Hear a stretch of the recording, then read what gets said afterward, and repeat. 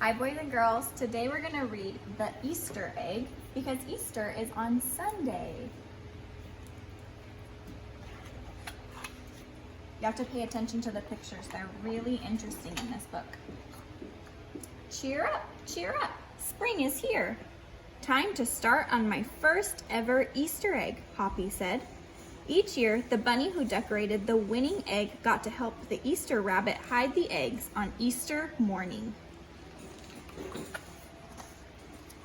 Hoppy had been dreaming about being that bunny all year long.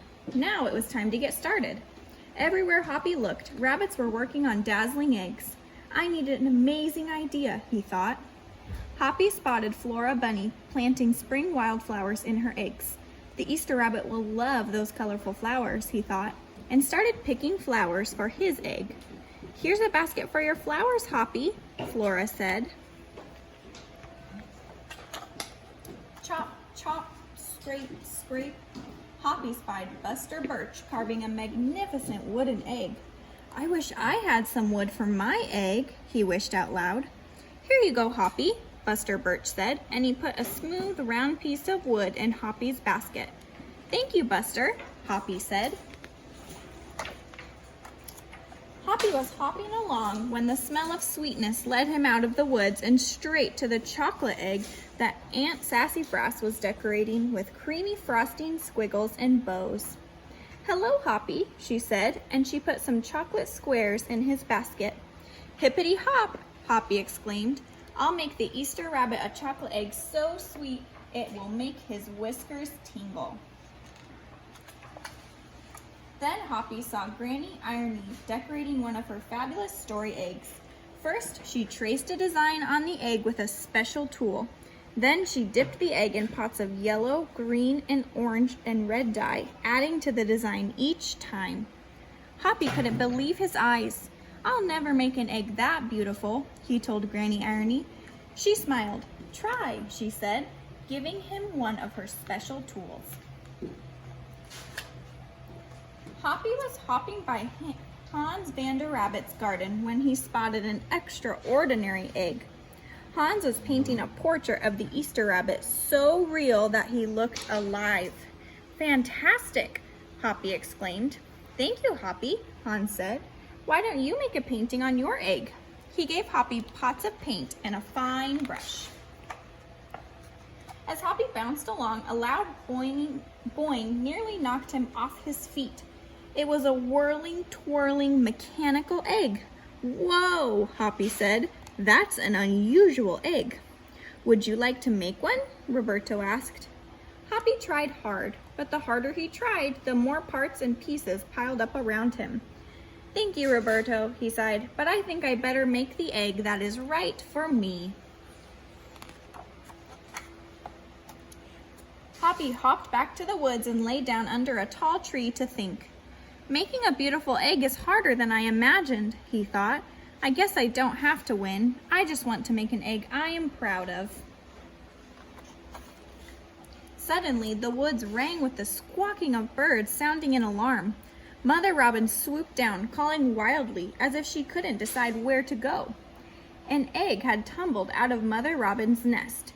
Inside the perfect blue egg was a baby robin that needed its mother to keep it warm until it hatched. Hoppy knew what he had to do. He sat down carefully and covered the blue egg with his soft, warm fur. I'll take care of you the best I can, he whispered. Relieved, Mother Robin chirped and settled down on her other two eggs. Hoppy never left the robin's egg. If it was sunny and warm, he carefully turned the egg in its nest of moss. If it was rainy and cold, he kept the egg covered and dry. At night, wild animals passed by. Hoppy crouched down and stayed hidden in the ferns. Often he heard strange noises coming from above, but Hoppy didn't run away. Every day, the rabbits worked on their eggs. Tadpoles turned into frogs, buds swelled into leaves, and Easter came closer and closer. Finally, it was time for the rabbits to take their eggs to the glen. They had forgotten all about Hoppy, who was quietly sitting on the blue egg under the tall tree in the woods.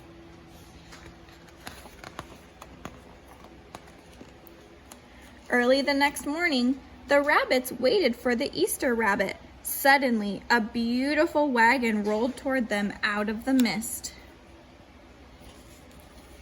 and stopped. The Easter bunny stepped down from the wagon and admired the decorated eggs one by one. "You have brought me the most beautiful eggs in the world, but a very special one is not here," he told them. The rabbits were puzzled. Whose egg could it be? I wonder whose egg he's talking about. "Fill my wagon with your wonderful eggs," he said. "When I return, I will show it to you." And he disappeared into the woods. He came back with Hoppy, looking scruffy and bedraggled. "Hoppy has an amazing egg to be proud of," the Easter rabbit told them. "He has kept Mother Robin's egg warm and safe until her baby bird hatched and she could take care of it. Look, boys and girls, the egg is now hatched. It's a baby bird." The Easter rabbit placed the empty blue shell in the place of honor atop the wagon. Now they were ready to go. The rabbits cheered for the egg that had surprised them all. "It's our best Easter ever, Hoppy," they shouted.